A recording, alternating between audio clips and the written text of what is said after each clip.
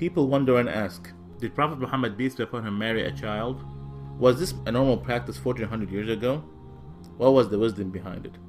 According to authentic sources, Prophet Muhammad peace be upon him married Aisha when she was 6 years old, and the marriage was consummated after she turned 9. However, it is important to understand things in their historical context. For instance, it would be silly to ask, what kind of milk did they drink 1400 years ago? Or to ask, what kind of engine they used to have back then? Therefore, one must understand that things 1400 years ago were very different from now. Time have changed, and so human have. 1400 years ago, it was very common for women to marry at a young age. It is a historical fact that girls from ages 9 to 14 were married off in Europe, Asia, Africa, and America. For example, St. Augustine, 350 AD, he married a 10-year-old. King Richard II, 1400 AD, he married a 7-year-old. Henry VIII, 1500 AD, he married a 6-year-old. Even in the Bible, it says, "But say for yourself every girl who have never slept with a man." According to Catholic Encyclopedia, Mary, the mother of Jesus, was 12 when she married 99-year-old Joseph. Before 1929, Church of England ministers could marry a 12-year-old in Britain. Before 1983, Catholic canon laws permitted priests to marry off brides at the age of 12.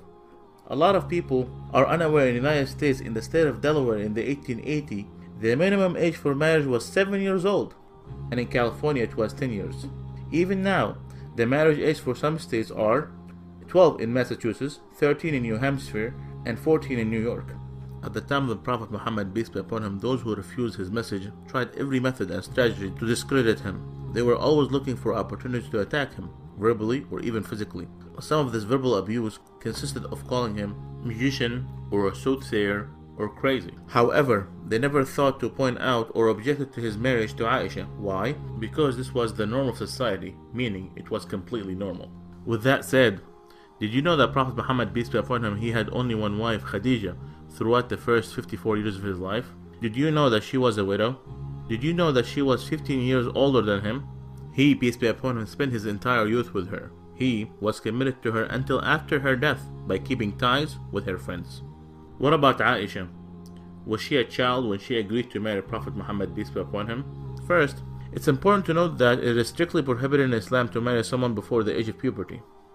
Note, the age of puberty varies throughout different times and different places. According to scientific references, girls might enter full-blown puberty anytime between the ages of 9 and 15. Also, the average temperature of the country is considered to be the chief factor with regard to menstruation and sexual puberty.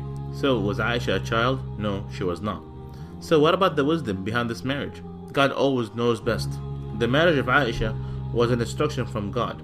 Aisha narrated to us more than 2200 hadiths or sayings of Prophet Muhammad, peace be upon him. Aisha was exceptionally intelligent, and since she married Prophet Muhammad, peace be upon him, at a young age, she was able to learn so much from him. She later played an important role as a teacher, expert, and interpreter of Islam. So, there was so much wisdom behind this marriage.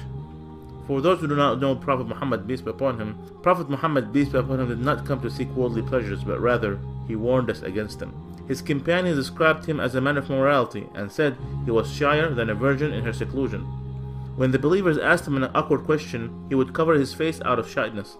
He taught us that each religion is known for a kind of morality, and the morality of Islam is shyness and modesty. قُلْ إِنَّمَا أَنَا بَشَرٌ مِثْلُكُمْ يُوحَى إِلَيَّ أَنَّمَا إِلَهُكُمْ إِلَهٌ وَاحِدٌ فَمَنْ كَانَ يَرْجُو لِقَاءَ رَبِّهِ فَلْيَعْمَلْ عَمَلًا صَالِحًا وَلَا يُشْرِكْ بِعِبَادَةِ رَبِّهِ أَحَدًا. Say, I'm only a man like you, whom revealed to him that your God is one God. So whomever would hope to meet his Lord, let him do righteous work, and not associate anyone with his Lord. If you have questions about Islam, ask a Muslim. Please like our Facebook page.